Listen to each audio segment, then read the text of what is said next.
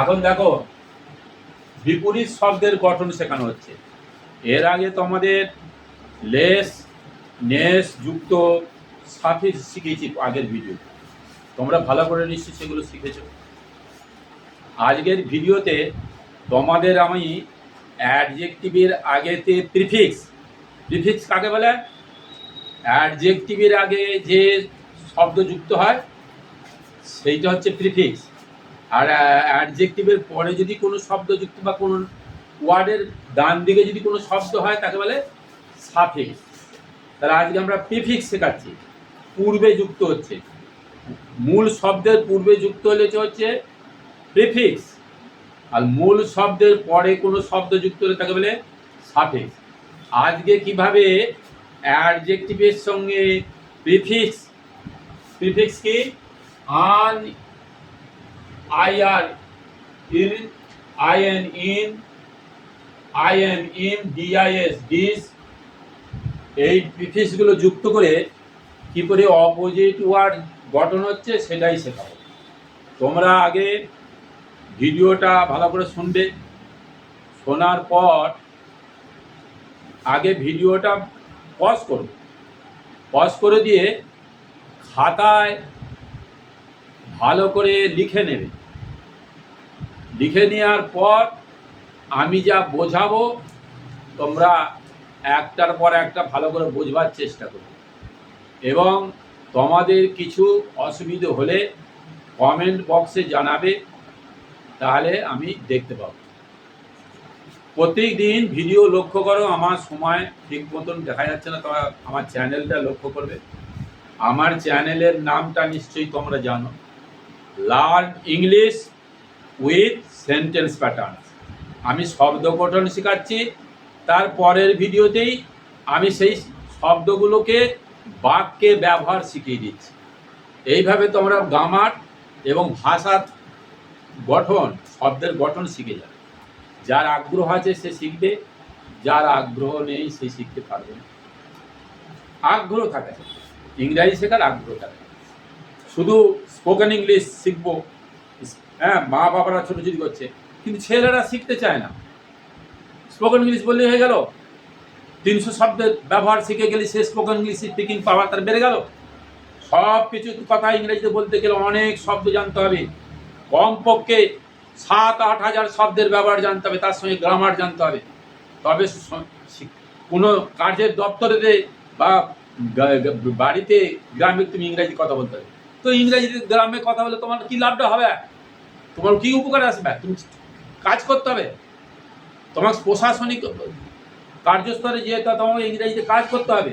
তো তুমি অনেক দু একটা আমার ইংরেজি কথা বলে, আমার ছেলে ইংরেজি কথা বলছে, অহংকার দেখানো নাকি যে আমি ইংরেজি শিখে গেছি? কিচ্ছু জানি না। ইংরেজি একটা সাহিত্যের ভাষা, এটা অত ছেলেখেলা জিনিস নয়। 6 মাসে ইংরেজি শিখে যাবো, 5 মাসে ইংরেজি শিখে যাবো। ইংরেজি শিখতে গেলে সময় লাগবে। It will take much time to learn English. ছেলেখেলা জিনিস না, ধৈর্য ধরতে হবে, আগ্রহ থাকতে হবে। আজকে দেখা যাচ্ছে ভিডিওতে কে কত বেশি থাম্বনেল আকর্ষণ করতে পারে, তবে নাকি ভিডিও দেখবে। আরে ওসব নয়, কন্টেন্ট কে ভালো শেখাচ্ছে দেখো, কন্টেন্টে কে ভালো শেখাচ্ছে, বোর্ডে কি আছে দেখা নয়, কোন মাস্টারমশাই ভালো শেখাচ্ছে সেইটা শেখো। আমারটাও শেখবে, এবং আমার টপিকে আর কে শেখাচ্ছে সেটাও শেখো। শিক্ষা, আমি এখানে পয়সা রোজগার করার জন্য ইউটিউবের চ্যানেলে আসিনি। আমি ছাত্রদের শিক্ষা দেওয়ার জন্য। সবচেয়ে বড় দুঃখ লাগে আমার ইউটিউব চ্যানেলটা কেউ খুলে দেখছেই না। আমি কি শেখাচ্ছি? আমার বয়স হয়ে গেল, আমি কিডনি রুগী, দাঁড়াতে পারছি না, তবু আমি শেখাবার চেষ্টা করি মরতে মরতে। অথচ আমার এখানে কেউ অডিয়েন্সই নেই, দেখতে চায় না। আমার নাকি থাম্বনেল ভালো হয় না, বয়স কম হচ্ছে। আরে থাম্বনেলে কি এসে যায়? ছবি দিয়ে আকর্ষণ, ছবি দিয়ে আকর্ষণ করবো, ভেতরে কি? আরে কন্টেন্ট দেখো, 3টে জিনিস দিকে দিচ্ছি অডিয়েন্স, ট্যাক্স কি আছে আমি দিয়ে দিচ্ছি, সেখান থেকে দেখো আমার কি আছে, দেখে নিয়ে দেখো ভিডিওটা। আমার থাম্বনেল কি হলো, আমার ভিডিওতে কি হচ্ছে, আমি কেমন ড্রেস পরে আছি, আমি কেমন দেখতে, ও সব কিছু আকর্ষণ আমি মনে করি না। আমি ভাষা শিখতে এসেছি, আমি ছাত্রদের শিখতে এসেছি, যারা ইংরেজি শিখতে এসেছে, তা আমার আমার আমার ব্যাখ্যাটা শুনবে, আমার শেখানোর পদ্ধতিটা জানবে, তারা শেখবার চেষ্টা করবে, এইটি আমি মনে করি। আজকের যুগে সব সব উল্টো, থাম্বনেল হয়নি, আপনি আর আকর্ষণ হবেন। আমি কালার দিন, আমি নামকরণ করেছেন তাতে কালার দিয়ে দিন। এসব কি রংচঙে? রংচঙে ইংরেজি শিক্ষা? ইংরাজি শিখতে হবে স্বতঃস্ফূর্ত হবে, নিজের মন থেকে আমি শিখবো ইংরেজি। কিভাবে মাস্টারমশাই শেখাচ্ছেন সেইটিই বড় কথা। উনি কেমন থাম্বল দিয়েছেন, কিরম রংচঙে করেছেন ওটা কথা নয়।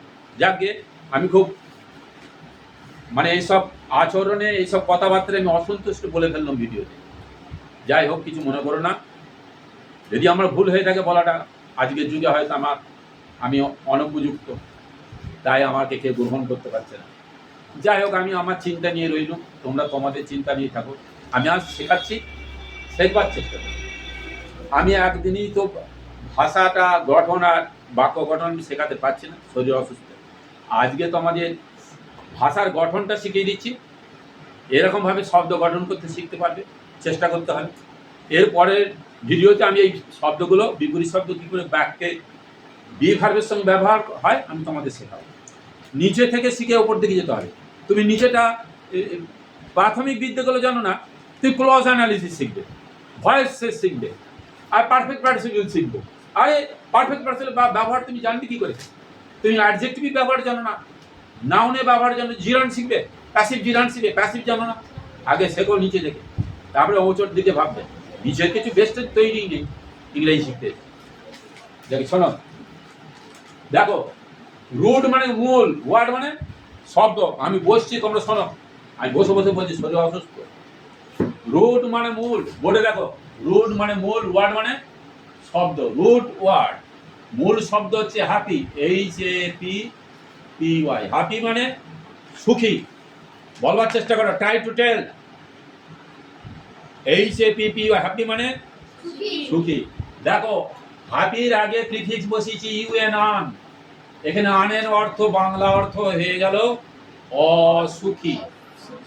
তাহলে এটাকে আমি বলি নট হ্যাপি, সুখী নয়। নট মানে না, হ্যাপি মানে সুখী, নট হ্যাপি।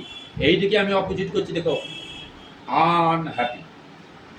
তাহলে হ্যাপি মূল শব্দ, তার আগে আন বসিয়ে দিলে হয়ে গেল অসুখী। তারপরে দেখো, ন্যাচারাল মানে স্বাভাবিক, NATURAL। ন্যাচারাল মানে স্বাভাবিক। তাহলে এটাকে অস্বাভাবিক বললে কি হবে? যেটা স্বাভাবিক নয়, তাহলে আনন্যাচারাল। আমরা বলি না তার মৃত্যুটা ছিল অস্বাভাবিক। দেখো, বাক্য বলে দিচ্ছি এখন, তার মৃত্যু, হিজ ডেথ ওয়াজ মানে ছিল আনন্যাচারাল। মানে ন্যাচারাল মৃত্যু নয়, অস্বাভাবিক মৃত্যু হয়ে গেছে। তারপরে দেখো, রেগুলার মানে নিয়মিত। ছেলেটি হয় ক্লাসে নিয়মিত উপস্থিত, ছেলেটি নিয়মিত উপস্থিত আছে। The boy has regular attendance in the class. আচ্ছা, রেগুলার অ্যাটেন্ডেন্স মানে নিয়মিত, মানে নিয়মিত, রোজই প্রায় নিয়মিতভাবে উপস্থিত হচ্ছে। তারা নিয়মিত যদি না থাকে, ইররেগুলার, অনিয়মিত। দেখো, রেগুলারের আগে যখন প্রিফিক্স IR, ইররেগুলার, IR বসালো, তখন হয়ে গেল অনিয়মিত, ইররেগুলার। IRREGULAR, ইররেগুলার মানে অনিয়মিত। আমি দেখো, অপোজিট ওয়ার্ড, বিপরীত শব্দ গঠন হচ্ছে, তো তার নিচে দেখো আন, IR, এগুলো সব বড় বড় অক্ষর লিখে দিয়েছি। দেখো, আনটা ওপরে যেমন লিখেছি, এই আনের ব্যবহারটা নিচের দিকে কয়েকটা করেছি আমি। 8 নম্বর বাক্যটা দেখো, 8 নম্বর বাক্য চলে এসো নিচে, এই দেখো আন, এইখানে চলে এসো। ইভেন মানে সমান, রুট ওয়ার্ড, মূল শব্দটা হচ্ছে কি ইভেন, সমান। এর আগে আন বসালুম, আন ইভেন মানে অসমান। ওয়েল মানে সুস্থ। দেখো, এর আগে আন বসালুম, অপোজিট ওয়ার্ড কি হলো? আনওয়েল মানে অসুস্থ।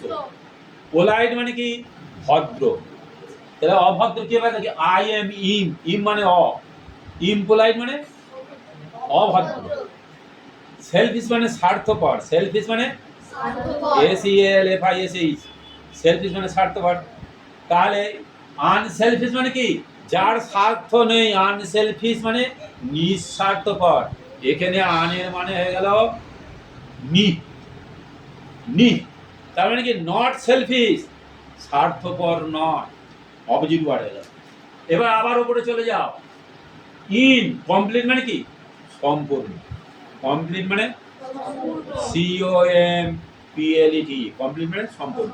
তার আগে যখন প্রিফিক্স ইন বসালো কি হলো? ইনকমপ্লিট মানে অসম্পূর্ণ। তার তোমার কাজটা অসম্পূর্ণ মানে কাজটা সমাপ্ত হয়নি।